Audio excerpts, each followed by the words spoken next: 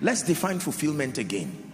That it is the satisfaction and the joy that is derived from knowing that you have lived your life effectively, serving the purposes of the kingdom and being a blessing to humanity.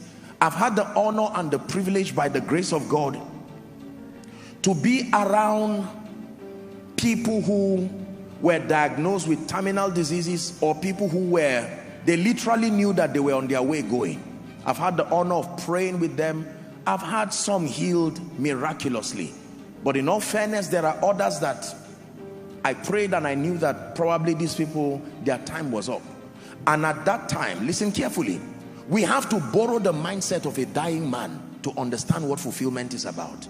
Once you are not a dying man, you cannot really comprehend the wisdom behind seeking fulfillment. You have to borrow the thinking, the last minute of a man who is alive, who is transiting the earth. There is something about that wisdom you must capture, and that is what will help us tonight. What does a dying man look for? Imagine, don't be afraid, just imagine that God told you right now that by 12 midnight today, okay, you will be afraid of going to heaven, but he's coming. In any case, whether you are going or he's coming, you people must meet. Because I don't want you to say I'm confessing negatively, you know, believers, the way we think sometimes. But realistically, imagine that the Lord told you today that Joshua Selman, by 11:55 you are going home. Question: I know you have investments around the world. I know you have all kinds of things. I know you plan to travel next week. I know you even plan to do a lot of things. There's a TV interview somewhere. But what will become your point of focus? With that knowledge, just one information was passed to you, that you have 3 more hours in this life, and that's it. 3 more hours. Wrap up whatever you have to do. You have 3 hours. No prayer will change it. 3 hours. You are not sick, and it's not going to be accident. It will not be anything. Once it's time, God knows the many ways he will pick you, so that you don't fear. But you just have 3 hours. Think for a moment. What are you going to do? Remember, your hometown is more than 3 hours, so don't even think of running there. Think of something wiser that you would do. 3 hours. I'm about to share something else with you, and then we'll pray. That's why I'm asking you this question. Do you know, I will tell you this, I can give you an idea of what will happen to you. In that moment, I give you a guarantee.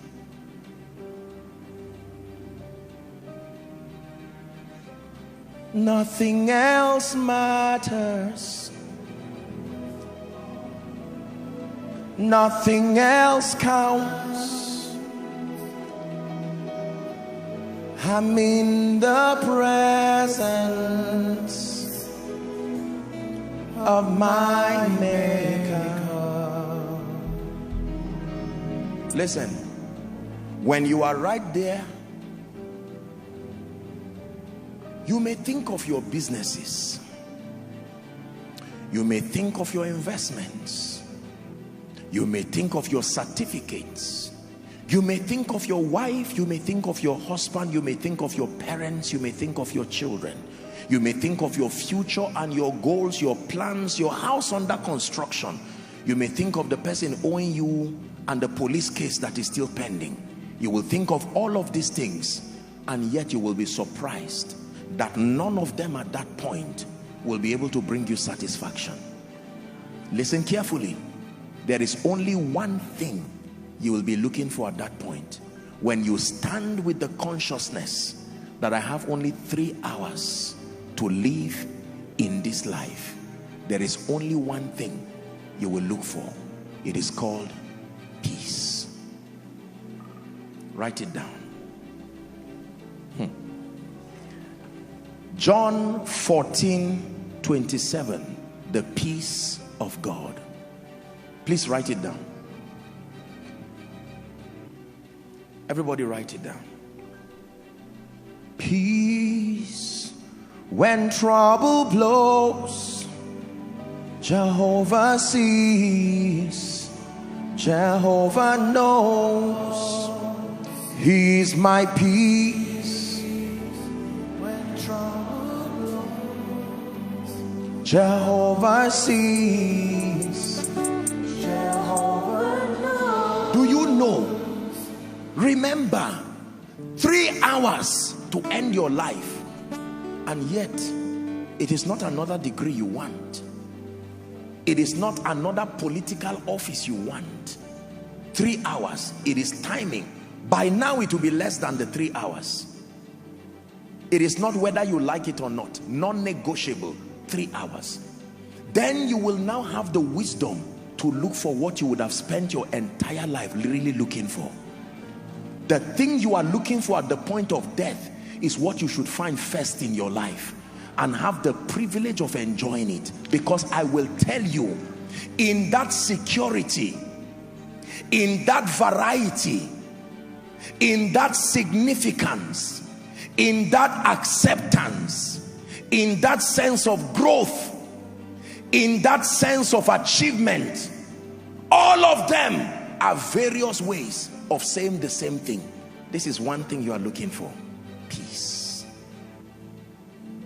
How come you only find it when you are hours to the end of your life, whereas that is really what you need even from the start of your life?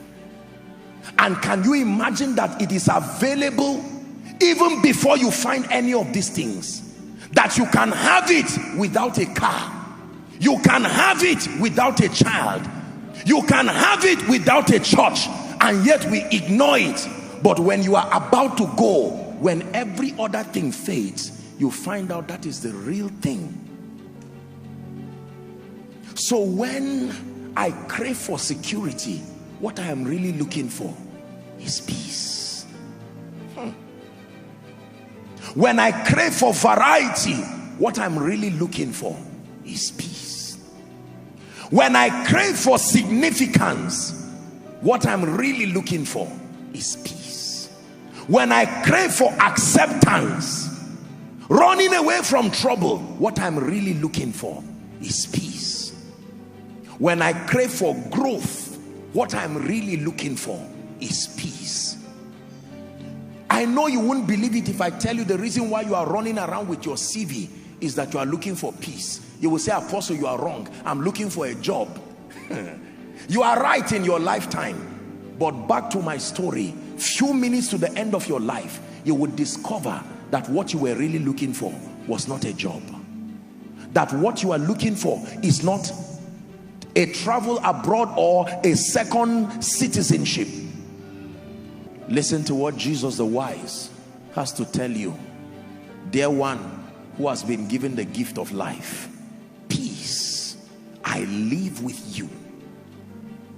My peace I give to you, not as the world giveth, give I unto you. He said, let not your heart be troubled, neither let it be afraid. I have given you something. The fear that comes as a result of lack of a job. I don't mean to get you emotional, but everybody who died in the train that was headed to Kaduna, by the time they left Abuja, they had plans. When they woke up that morning, they said, I will return back in the evening. And when I return, honey, I'm rushing down to Kaduna to do something quickly. I just want to check my building. And they did not know that they had 3 hours left. I know you may not see the wisdom in what I'm teaching you today. I'm not saying you will die, but I'm giving you wisdom that is greater than investments. Wisdom. Can I tell you this? It is a waste of time to suspend your pursuit for peace until you find a house. It is a waste of time to suspend your pursuit for peace until you have children. It is a waste of time to suspend your pursuit for peace until you have money. None of those things have the power to give you peace. I can tell you. They may carry with them expressions of conveniences that may minister security, may minister variety, but security, variety, significance, love and acceptance, growth and advancement, impact and contribution are psychological ways of looking for the same thing: peace. Jesus said, I've given it to you. I don't give you when you finish your degree. I don't give you when you finish your master's. I don't give you when you finish your PhD. I don't give you when you become a professor. I don't give you when you are 60 years. Right where you are, before you even start your journey, you can carry the peace of God. When you find a house, it's just an added advantage, but peace is there. Even if the house goes, your peace remains. As God grants you children, you are celebrating the children and dancing, but not without your peace. Can I tell you, no matter what you lose, you did not lose if what you have left is peace. But no matter what you gain, hear me, you really lost if you lost your peace on the way. Many of you start with that gift of peace. You throw it away to look for a wife. You throw it away to look for a husband. You throw it away to look for a job. You throw it away to look for ministry increase. At the end of it, watch what you have: children, a name, a private jet, money in your account in various currencies, a political position, titles, qualifications, no peace. Where did you keep it? And you find out that you left it in 1980. You threw it when you began your journey looking for other things. And at the end of your life, you will say, house, give me fulfillment. And house says, not my assignment. Degree, give me fulfillment. It is not my assignment. All of them will say, my assignment is only to give you success. Once we help you to become successful, our mission is finished in your life. What then gives me fulfillment? Peace. Hear me. The only thing that can give you fulfillment in your life is the peace that comes with knowing that you have lived your life effectively, serving the purposes of God and being a blessing to humanity. Philippians chapter 4 and verse 7. Philippians chapter 4 and verse 7. And the peace of God, which surpasseth all understanding, it says, shall keep your heart and your minds. When you read the preceding verse, verse 6, it says, be anxious for nothing. Anxiety. Nigeria, please look at me. There is such anxiety right now. I want to make it. I want to make sure that things work. And I assure you, by God, God is more interested in your success than you are even interested. The God that we serve is more determined, except that we have been given a wrong narrative that things give success and they also give fulfillment. I am here to tell you, by the authority of scripture and the wisdom of those who have gone before us, that the limit of everything you will ever have in your life is the realm of success. When you pass the realm of success, only one thing is qualified to pass with you: your peace. And if you throw it away looking for the other tokens of success, a rude shock will be waiting for you at the end where that line is drawn. My peace I give to you. Let me tell you this, and I submit to you by the God of heaven. I thank God for everything that he has done in my life, and I thank God for all of you and our global family who have contributed to helping this life attain some level and some measure of success. But I thank God because I learned early, ministry is powerful. It reveals Jesus, but on its own, as an art or an occupation, does not give you peace. I can tell you, traveling around the world, I don't care whether you go with first class, business class, private jet, it will not give you peace. The same weather will shake every plane. It doesn't matter where you are seated. The plane the space in a first class, business class, economy, if the weather shakes it, the whole plane will shake. If that plane crashes, everybody there will crash.